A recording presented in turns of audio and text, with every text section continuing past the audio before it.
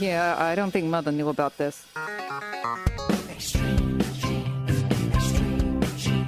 Uncle Marvin was strangled by his own beard.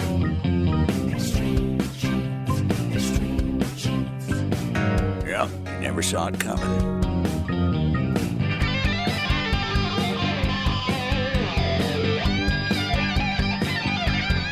And welcome to America's Family History Show. It's Extreme Genes and ExtremeGenes.com. It is Fisher here, your radio root sleuth, on the program where we shake your family tree and watch the nuts fall out. And this segment is brought to you by MyHeritage.com. And as always, great guests today. We're going to start out with the President General of the Sons of the American Revolution, Larry Guzzi.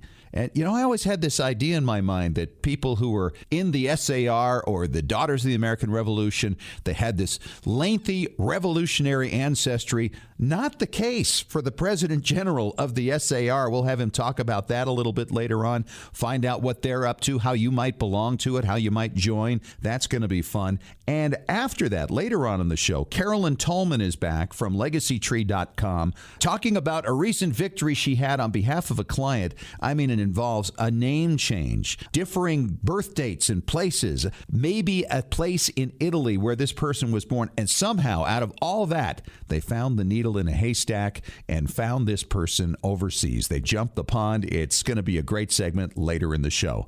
By the way, before we get going, don't forget to go to ExtremeGenes.com and get signed up for our weekly Genie newsletter. It is absolutely free. We got a column in there every week, links to great stories and information that will inspire and I hope entertain you as well. But right now, let's head out to Boston and talk to my good friend David Allen Lambert. He is the chief genealogist of the New England Historic Genealogical Society and AmericanAncestors.org. Hello, David. Hello, Fish. How are you doing? Awesome. Have you seen, by the way, Dunkirk yet?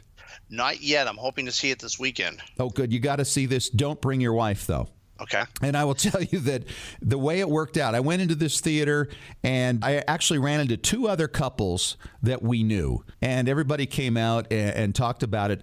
The women did not like it. Too intense, too loud. The guys thought it was the greatest movie they have ever seen in their lives. Well, I'll tell you, we should try to find a living survivor. So if anybody who is a listener knows a survivor of Dunkirk, let us know. Yeah, it would be fun to hear what their take is on it. But it was absolutely brilliantly put together. Guys, you'll probably like it. Ladies, you might not. Well, you know, I want to give a shout out to a good friend of ours, AJ Jacobs, whose new book, It's All Relative, Adventures Up and Down the World's Family Tree, is out. And I'm really excited. By the way, he mentions both of us in the book. I know he does. I don't know why, but I mean, AJ doesn't need any help from us. He's one of the most brilliant authors in America. And it's fascinating to know there's a book at Barnes & Noble that mentions you and me. I know. And I'll tell you, I did read his book, The Year of Living Biblically, and that's fascinating. And I'm sure this one will be too, even if we weren't in it. I'm looking forward to seeing him again at the next Global Family Reunion. Hopefully there's one that will be a tie-in to the book. So good luck with that, AJ, and best wishes. This sounds like a great new book to have on the shelf for genealogists. Absolutely. Well, you know, speaking of things back here in Beantown, there's a very historic letter written to Mrs. Bixby in Boston, Massachusetts, after she had lost 5 sons in the Civil War. This letter was written in 1864, supposedly by President Abraham Lincoln, but it may not be the case now. Now, what have they discovered on this? They've used a technology called N-gram. Basically, what they've done is they've taken 500 texts written by Lincoln and scanned them to know how he formed his letters, etc., and how he wrote. And they've compared it, and it doesn't seem like it was written by Lincoln, but more likely by his secretary, John Hay. Right. And they're saying it's like almost certain, like a 90% certainty on this. And now they're turning their sights on using this method to identify Jack the Ripper. That will be a fascinating discovery. Wonder if the member of the royal family really did do all of that. That's an interesting theory that's been out there for a while.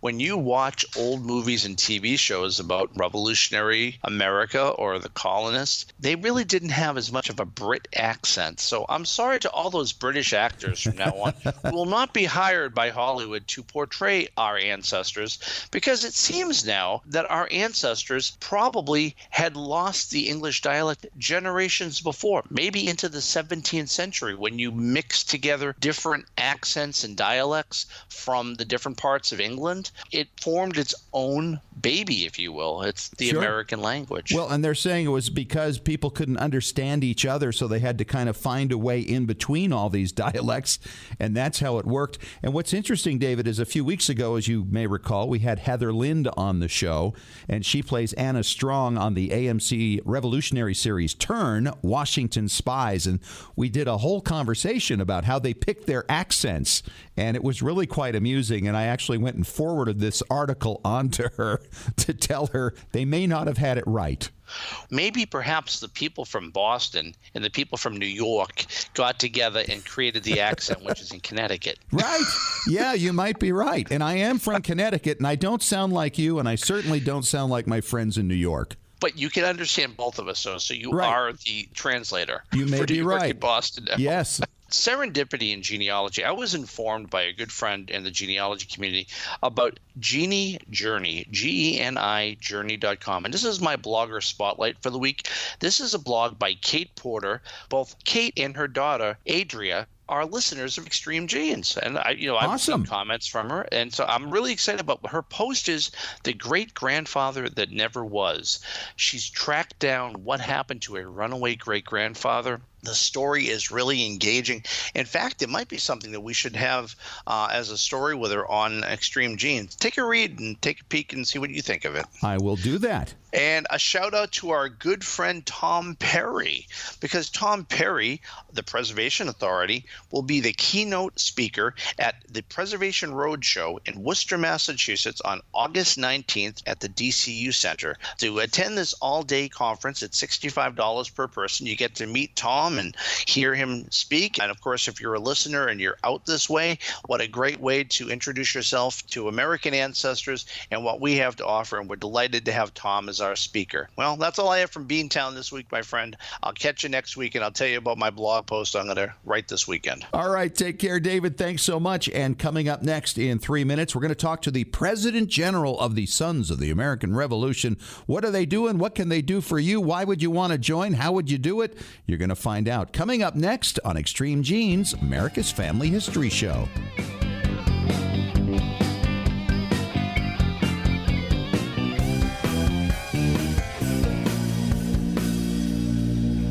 Legacy Tree Genealogist is a proud sponsor of Extreme Genes. Based in Salt Lake City, Utah, near the world's largest family history library, we've worked with genealogists all over the globe since 2004 to track down records, find your ancestors, and the stories that bring your legacy to life. We also analyze DNA test results, help you join lineage societies, and find missing cousins. Legacy Tree is the recommended research partner of MyHeritage.com and is the world's highest client-rated genealogy firm. Call us toll-free at 1-800-818-1476 or register online to get a free estimate. Right now, you can save up to $100 on professional genealogy research. But hurry, this offer expires at the end of the month. Even experienced researchers can benefit from our proven and experienced staff of specialists who can bring new approaches to old problems. Learn from our free genealogy tips on our blog at legacytree.com/blog. Legacy Tree Genealogists. We do the research. You enjoy the discoveries. Did you know that Family Search Family Tree is available through a powerful new mobile app experience? That's right. Now you can view, edit, and even add information to ancestors in your family tree whenever and wherever you are. You no longer need to wait to get home or make a date with your computer to view or update your family tree. You can add details to your tree when visiting with family or when capturing details from a trip to the cemetery. You can share new family history discoveries from classroom settings. You can even make the most of your time when waiting for doctor appointments or car repairs. Get started today by downloading the free Family Search Family Tree app to your Apple or Android device. Visit familysearch.org/tree app to get the Family Tree app for free. Exploring and expanding your family tree has never been more convenient. Visit familysearch.org/tree app to download the Family Search Family Tree mobile app today. Extreme Genes is sponsored in part by 23andme.com, a personalized genetic service that helps you understand what your 23 pairs of chromosomes, your DNA, say about you. 23andme.com gives you a snapshot view of your DNA with more than 60 detailed reports on your health, traits, and ancestry, plus tools to explore and compare your DNA with family and friends. 23andme.com is the first and only genetic service available directly to you that includes reports that meet FDA standards. Here's how it works. Order your DNA kit from 23andme.com. Provide your saliva sample from home and mail it back to a CLIA-certified lab. Then you'll be notified when your reports are ready online. You'll also receive ongoing reports as new genetic discoveries are made and as 23andme.com is able to clear new reports through the FDA. See why more than 1 million people are experiencing their genetics with 23andme.com. Order your DNA kit today at 23andme.com.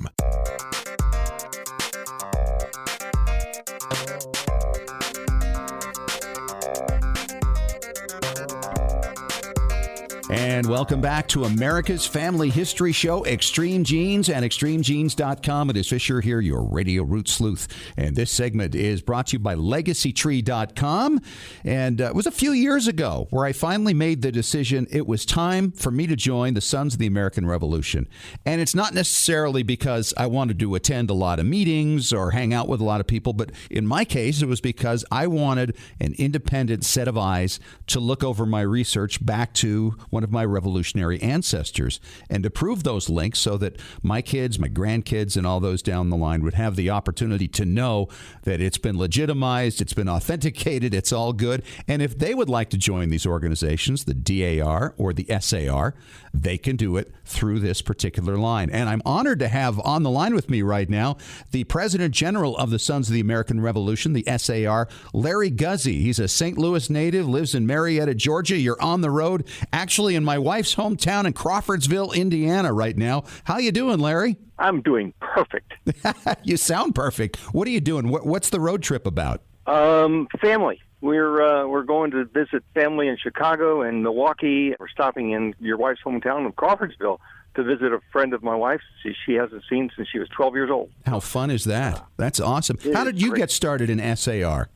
It's all about the why. My genealogy was never really proven. I didn't know anything about the family, and I found that my nephew, who was my brother's son, was going to be raised away from the family for the rest of his life because my brother died in the Navy. And I wanted to preserve the information for him, not knowing that I had any revolutionary genealogy. It was just a matter of doing my own genealogy work. And so you got going into that, and off you went, and you went down this one line, and there's this guy. Tell us about your revolutionary person. I found this private from the 2nd Virginia Regiment. Basically, it's a regular Army type guy, as opposed to militia. And he was simply that, a private, was fighting with various groups. Don't know that much about him because there wasn't a lot of records, but I did find that his father assisted George Washington before George Washington was ever well known when he was doing surveying back in the 1750s. So they apparently knew the area, and that's pretty much all I know. Mm-hmm. Really. Yeah, well, with privates, there isn't usually a lot. You can obviously find out a little more maybe about their units and what battles they fought in. Once you found that out, what made you decide you wanted to join the Sons of the American Revolution? I wanted to just simply preserve that information for posterity. No other reason. I didn't know anything more about the SAR except for the fact that I could preserve this record, so I decided to join. You know, that's really interesting to me because I think when most people think about the Sons of the American Revolution, the Daughters of the American Revolution, SAR, DAR, they think of people with this long pedigree of deep American roots. And like my wife, she has 14 revolutionaries, including patriots and soldiers. And we'll get into the difference of those a little bit later on. But you just had one. And now you're the President General of the SAR. How'd that happen? Determination, I suppose. Yeah. I never really thought that it was something that I wanted to do, but whenever I get involved in anything, I realize that it's something that I need to devote all of my time to. So I don't choose to participate in too many organizations, but the SAR, I found that they were doing things that truly indicated it was worthwhile investing my time. Because of the impact it can have on the country, I assume? Yes, really. really. I view the American Revolution as the only shared heritage that we have for everybody in the country. That's right. We can all trace back the current things that are happening in the world and the United States to the Revolution. That's right. That is one of the most important aspects that I view as the SAR being able to do. And so if you were to encourage somebody to join, because I know you got a big initiative coming up for I can't believe I'm saying this, the 250th anniversary of the Declaration of Independence is coming up in just 9 years. Right. It's exciting. The last time we had a 250th anniversary of this import was the 200th anniversary. Yep. And that was 1976.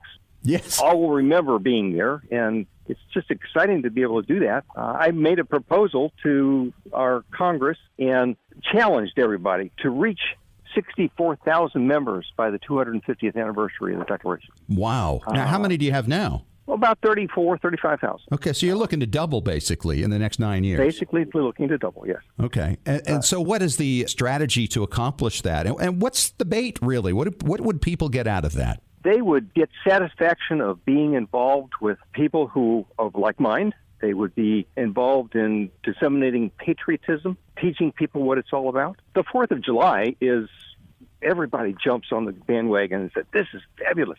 Well, it is. It's great.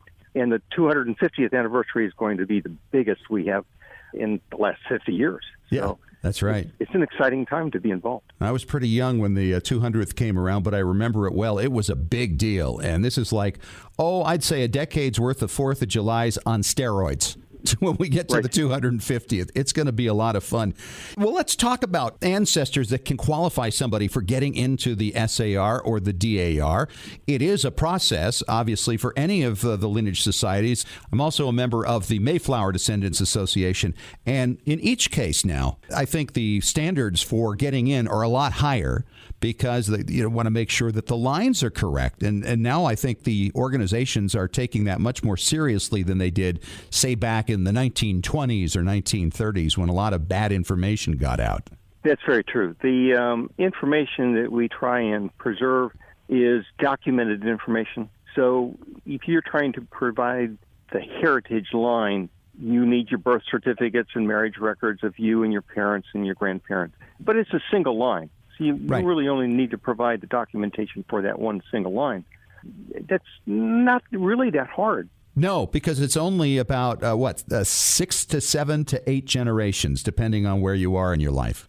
Right. Probably for most of us, it would be 7 or 8 because we're getting into the next generation. It might be 9, but still, sure. You're getting back to 1750s, and that's fairly easy. Yeah, you get back to that point, absolutely. The hardest part is before the 1850 census, I would think, for a lot of people. There's so much documentation that is out there from the time that and probably you started doing your genealogy, that it's a whole lot easier. Yeah. When I started doing it in the 80s, it was all by microfilm and going to family history centers and ordering microfilm and looking at them, all that. It seems like ancient times now as you look back on it. Thinking about these ancestors, the qualifiers, the ones who can get you into these two organizations, DAR and SAR, there are really a couple of categories, right? There's the soldiers and sailors. And then they're the patriots. And this is kind of what separates you, say, from the Sons of the Revolution, which is a different group, and that's strictly about military, right? That's correct. Okay. So talk about the difference between a patriot and a soldier-sailor. A lot of people didn't fight. They supported the American Revolution by swearing allegiance, saying that I do believe, I would like to be a patriot, I want to support this, but I don't have time, whatever. And I do have some supplies that I wanted to give to you. Here's some cattle, and maybe sometimes they were actually confiscated, if you will. But if you can prove that the cattle and the supplies that were provided to the American Revolution were to the patriots, that qualifies you. Right. So that's just another line. Yeah, my wife has one who gave bacon to the Revolutionary Army, and he's qualified as one of those ancestors now. And I think a lot of it had to do with the age of the people, right? I mean, they were too old to fight, or they were women. That's absolutely true. And we should mention that there are women ancestors who will qualify you for either organization. Sure. Think about Abigail Adams. Yeah. If she's not a patriot, there isn't anybody who is. There isn't anybody. That's absolutely right. Now, here's the other thing, too. If you happen to have had a family member who wound up in the DAR or the SAR, you can use their lineage to qualify yourself. All you have to do is link into their line. So if you're a guy and you want to get into SAR, you can use a DAR line to plug into, and that will qualify you. Yes, there are a few qualifiers on those because some of the older applications were not as well documented as they should be.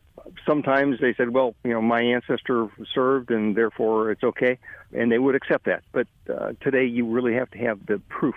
So there are some of those that have to be qualified with other documentation. But indeed, the more recent applications are generally accepted. I was looking at one that I thought was interesting. Sometime back, I had an ancestor join the SAR in the 20s, and he linked back to an ancestor, and he claimed he was a soldier in the Revolution, and really that soldier of that name was this guy's nephew. Okay. Right. And I thought, I hate that, because then I had a cousin who actually went into DAR through that application. Well, then I found out that he had actually signed what they called the Revolutionary Pledge in upstate New York in 1775. So that alone would qualify him, not as a soldier, but as a patriot. Absolutely. But it's difficult to change the documentation after that's all been done, right?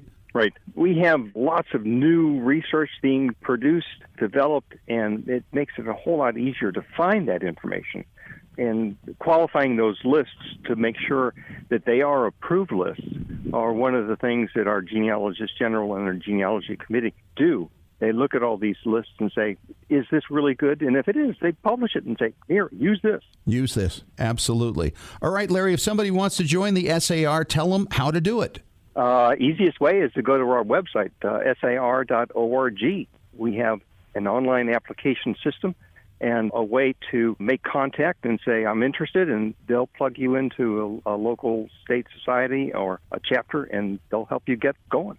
All right. Thanks so much, Larry Guzzi. He is the President General of the Sons of the American Revolution, on the line from Crawfordsville, Indiana, on the road for a family reunion. Hey, Larry, have safe travels and a great trip, and thank you so much for coming on to Extreme Genes. Absolutely. I appreciate it. Thank you. And coming up next, it was a needle in a haystack, a name change across the pond, different birth dates and places. How did Carolyn Tolman solve the problem? You'll find out coming up in 5 minutes on Extreme Genes, America's Family History Show.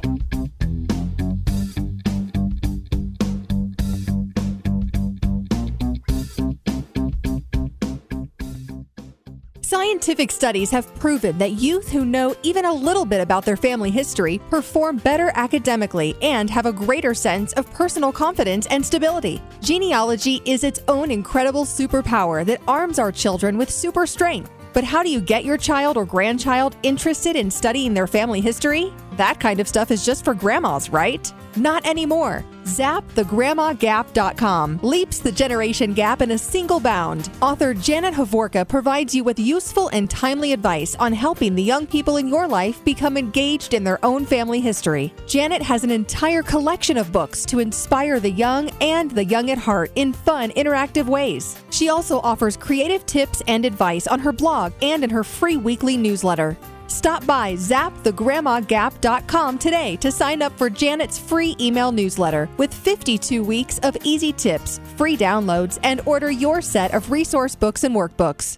Looking for an easy way to show off your family history and share it with your family? Family Chart Masters offers beautiful custom pedigree art pieces and inexpensive family reunion draft charts in any design or size that fits your needs. With a free consultation at FamilyChartMasters.com, you can get started creating a new family masterpiece. Family Chart Masters has over 11 years of experience in creating and printing family charts. They can print any style of genealogy chart from any genealogy file and can create exactly what you're looking for. You'll work with a specialized and talented consultant whose goal is to make you happy. Decorative charts make fantastic gifts for all occasions. And with Family Chart Masters' option of ordering duplicate charts at half price along with your original purchase at full price, you can afford to give a family heirloom to each member of your family. Contact Family Chart Masters today at FamilyChartMasters.com for your free consultation. Family Chart Masters will give the greatest care to your family history.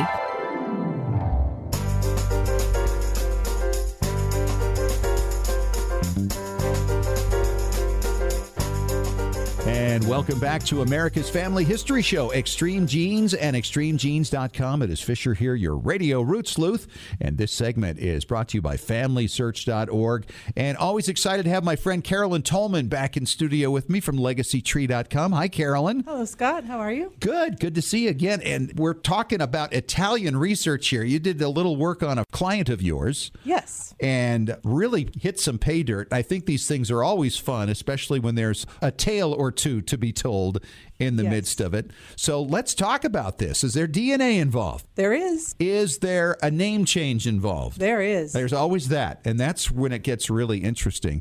Yes. So let's talk about this. You had a client come to you to try to track down their ancestor. And I'm assuming it's that leap across the pond in the name change that's so difficult, and it happens all the time. It does. It's so common. In this case, it was a great-grandfather. The family story said that he had changed his name to James Raymond as soon as he immigrated. Raimondo, maybe. Maybe. Romano. Yes. Something like that.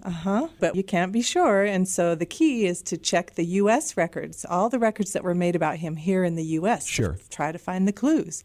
So we did that. We gathered his records, and they were very conflicting. We had different birth dates. Yep. We had most of his life reporting a birth in New York, but a couple of records reported a birth in Italy, and just one, his World War I draft registration card, which is the earliest record we have of him, reported his birth in a little town in Italy, which he named as Solomon, and we later figured out was Sulmona. L'Aquila, Italy. Wow. You're fluent, aren't you? No, not at all. Well, you sure sound it. You fake it really well. Well, thank you. So you were looking for this place, and I've seen this. This doesn't just apply to Italy. This can apply to all kinds of countries, Eastern Europe. Absolutely. Germany. I had that happen with a third great-grandfather of mine, where he left a note, said, I was born in Sobernheim, Germany. And going, well, what is that? And you have to go, oh, it was Sobernheim. And it was completely different. And when he left his birth date, I was able to figure out his name change from Anspach to Anspake when he came to America. Yeah, you just have to take those clues and you try to fit them in right.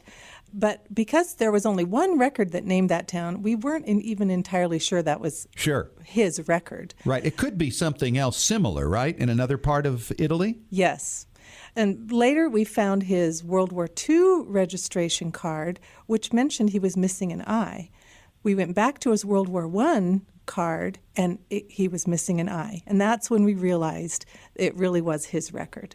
We still were a little nervous about jumping back to Italy without a full birth date that we could count on. So the next project, we did DNA, but there were no clear answers. He didn't have enough matches that were close enough. Now, do you find that a lot of people lied about being born in America versus being born overseas? Because I've sure run into that a lot. Definitely. It was very common. I think for being able to fit in to society, he married an American woman, and she would have lost her citizenship if they reported his birth in Italy because she was married to him. Those are some of the reasons we think that he didn't want to report his Italian birth. And there were social stigmas for some, too, I think, being born overseas. Yeah, I think they were just eager to shed that past and be an American and move forward. Seen it many times. So you had the name. What was the name? He's known as Raymond here. Yes, James Raymond. So how did you make the leap? Well, this time around, this was very recent. We just finished the project last week. We contacted a researcher near Sulmona and told her the different birth dates that he had reported and this little town. And we said, can you just search in that time frame, because it was 1892, 1889, somewhere in there, for a man who could have become James Raymond. Right. And she was eager. She went right to Sulmona, and lo and behold, she found a Vincenzo Ramuno. Ramuno. Yeah, Ramuno, with two N's, who was born on an entirely different date than he had ever reported. Could it be he didn't know his own birth date? I believe that is the case. Yeah. I later, with that information, found his immigration record, and he was only 14 when he immigrated by himself, but he reported an age of 22. So he must have looked older. to get away with that. Shaving at 14. Absolutely. Yes. Yeah. That's incredible. Well, your clients must have been thrilled about this. He is absolutely thrilled. As a matter of fact, before we even had the report written up, he planned a trip to Sulmona, and he is there right now. He has met up with our researcher there, and they've let him into the church archives, and he is doing some more research on his family. So he's going back many more generations as a result. Yes. How long's he been looking? Decades. Since the mid-1900s, I believe his family has not ever had that information. So this is the big break. That's exciting news. Very exciting. Now, you mentioned to me off air that there was another great-grandfather on this line that you were working on. What's the situation with him? Well, the story is he came from Poland and changed his name to Dobbs. Okay. We've tried DNA on that, and similarly, there's not enough clear matches or information to really, there's a town in Poland that several matches go to, but we're not ready to cross the pond just yet. That area of Eastern Europe, though, is very difficult because of all those border changes, of course, over the years. Yes. How do you navigate that?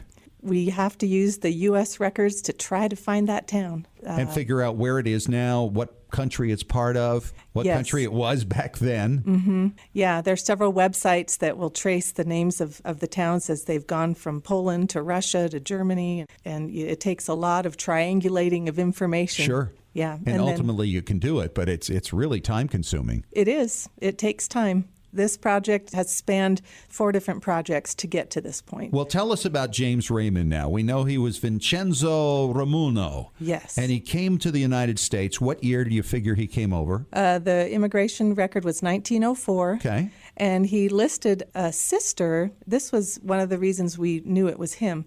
One of the birthplaces he reported later in his life was Smith's Basin, New York, which is now Fort Anne. Okay. A very small place.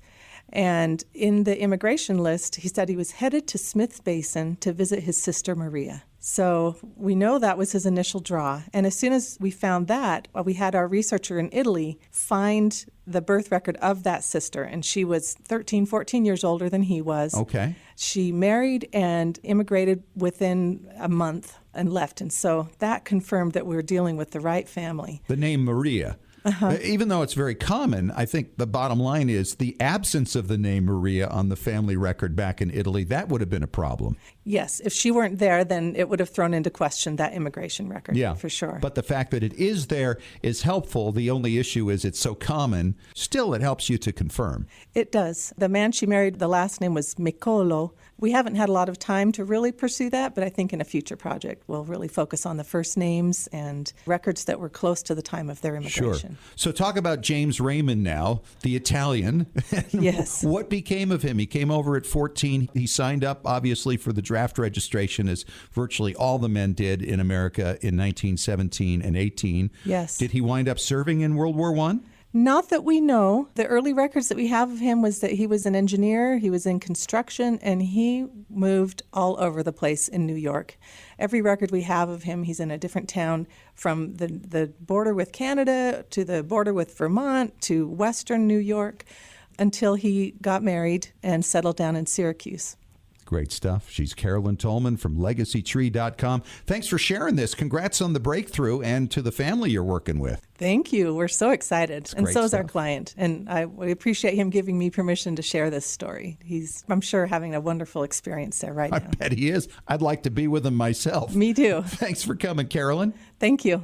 And coming up for you next, we talk preservation with the Preservation Authority, Tom Perry. He's on a road trip right now, somewhere in the Southwest. We'll find out where and what he's up to coming up in 3 minutes on Extreme Genes, America's Family History Show.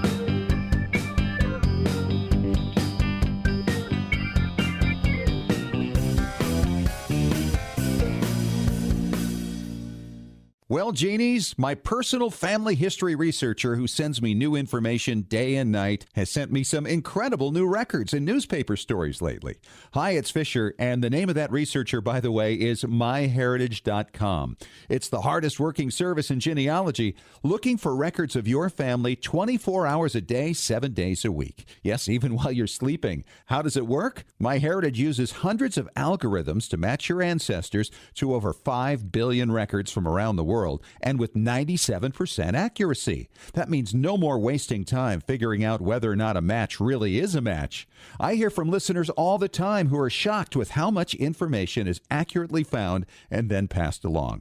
And now MyHeritage will translate your ancestors' names into English or any other language you like from foreign records.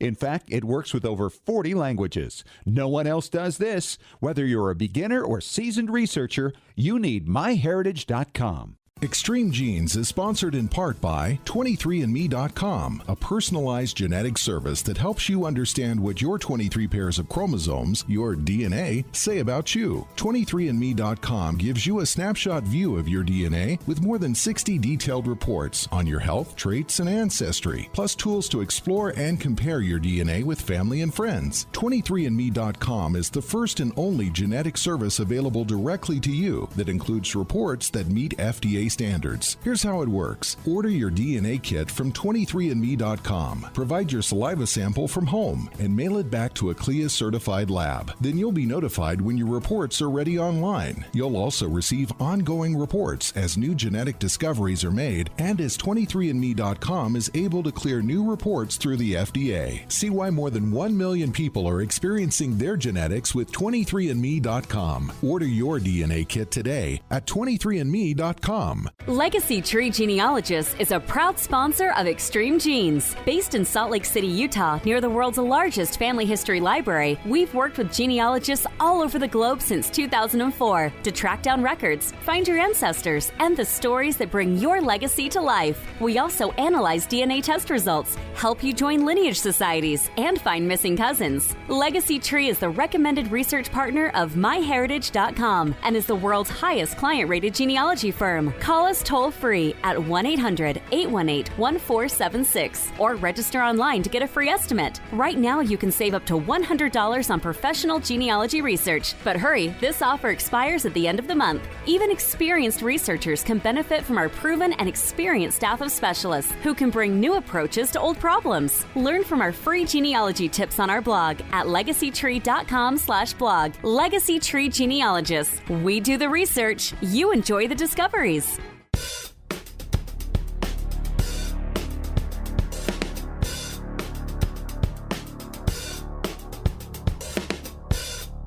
And we are back. It's time to talk preservation at Extreme Genes, America's family history show, and extremegenes.com. My name is Fisher, the radio root sleuth. And Tom Perry, our preservation authority, is in Tucson, Arizona, on the road, and had a little breakdown, I understand.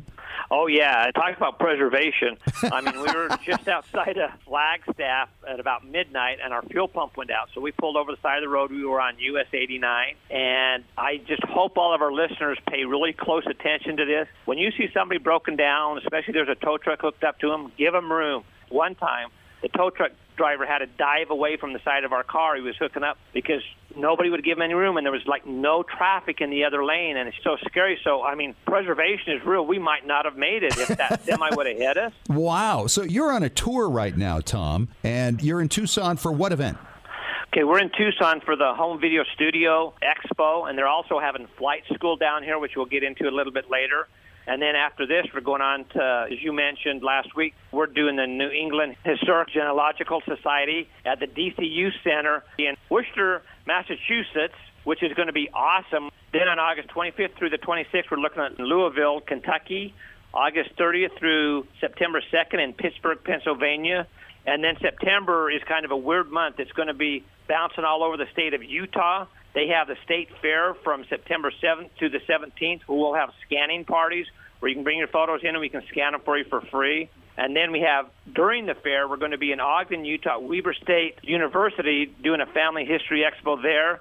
And then we're heading down to the southern corner of Utah, September 14th through the 16th to St. George for the Roots Family History Expo, which is huge. They have classes, they have exhibitors, they have all kinds of booths, they have entertainment that's going to be incredible. They have some Native American people are coming in to put in really cool shows, and it's going to be absolutely awesome. Well, of course, Utah is kind of the mecca of the world of genealogy. I want to hear more about this flight school thing now. Are we talking about hopping in airplanes, and what is that about? No, this is about drones. Drones have just become so inexpensive, so popular. I mean, even for a couple of $100, you can get a decent drone with a camera built into it. So people are doing crazy things with them. The FAA really jumped down their throats. There's been situations where they had to ground airplanes that were putting out fires because people were flying their drones near the fire. And if one of those got sucked into one of those jet engines, you could take down the plane. So the FAA has come out and said, basically, you can only fly a drone on your property one at a time, and you cannot go higher than your roof, and you cannot go outside the borders of your property. So that's quite a crackdown from what it used to be, where you could go anywhere, any height. You could even go hover in somebody's backyard and spy on them. Right. Like we were saying off the air, it's almost like people when they do fireworks, they don't pay attention to what the rules are. But they're going to really start cracking down on this because it's a danger. Like with those people that were dropping the stuff on the fire to put them out, they grounded them. And so people's homes burned, more acreage burned because people were messing around with their drones. So people that are wedding videographers or construction videographers or real estate people that want to do pictures of the homes and different things like this, they have to actually get a pilot's license for their drone now. And so here they're doing flight school. They go and teach you how to fly them properly, if you get into windy situations, what to do. And it's a 4-day course here. And then once you pass it, then you can get certified by the FAA, and then you can do weddings, events, whatever you want, because you learn basically the ground rules. And people just say, well, I know how to drive a drone. It's not that hard of a deal. Well, there's still protocol. Just like you have to get a driver's license, even though maybe you've been driving a tractor around your farm for 10 years when you started out when you were like 12 or something. Well, it's the challenge of any new technology, don't you think? I mean, this has been debated now for several years, ever since they became such hot items. Oh, absolutely. All right, we want to hear more about this when we return in 3 minutes. What are we going to talk about, Tom? We're going to talk a little bit more about photo tagging. We've had such a response from our last episode. All right, coming up on Extreme Genes, America's Family History Show. This segment's been brought to you by 23andme.com DNA.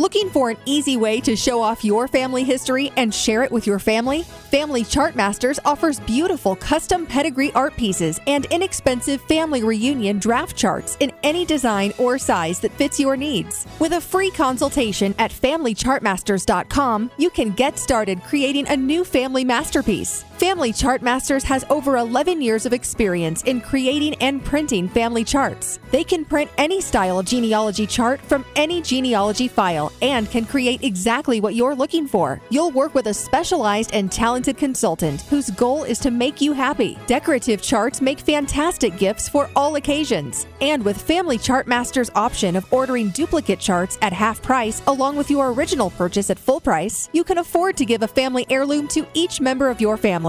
Contact Family Chartmasters today at FamilyChartmasters.com for your free consultation. Family Chartmasters will give the greatest care to your family history. When was the last time you heard your grandmother's voice or saw your family enjoying life back in the 1950s or 60s? If the reason is you haven't known what to do with your old recordings, videos, and films, here's your answer. The Multimedia Center in Salt Lake City. We brought in a video project to the Multimedia Center, and overnight they duplicated it to DVD so we could meet our deadline. The Multimedia Center, 2870 East, 3300 South, Salt Lake City. Open Monday through Friday, 10 to 6. Call 801-483-1717 or go to transferduplication.com. Genies, it's Fisher with exciting news. The Weekly Genie, the official newsletter of Extreme Genes, is here. It's your Monday morning briefing on what's happening in the world of genealogy and family history and on Extreme Genes. Get all the details of jaw-dropping stories of discovery and keep up with the latest techniques in family history research. Get to know more about your favorite Extreme Genes personalities. And it's free. Sign up for the Weekly Genie now at extremegenes.com or the Extreme Genes Facebook page. And when you do, you'll receive David Allen Lambert's Top 10 Tips for Beginning Genealogists from the Chief Genealogist of the New England Historic Genealogical Society. Sign up today for the Weekly Genie.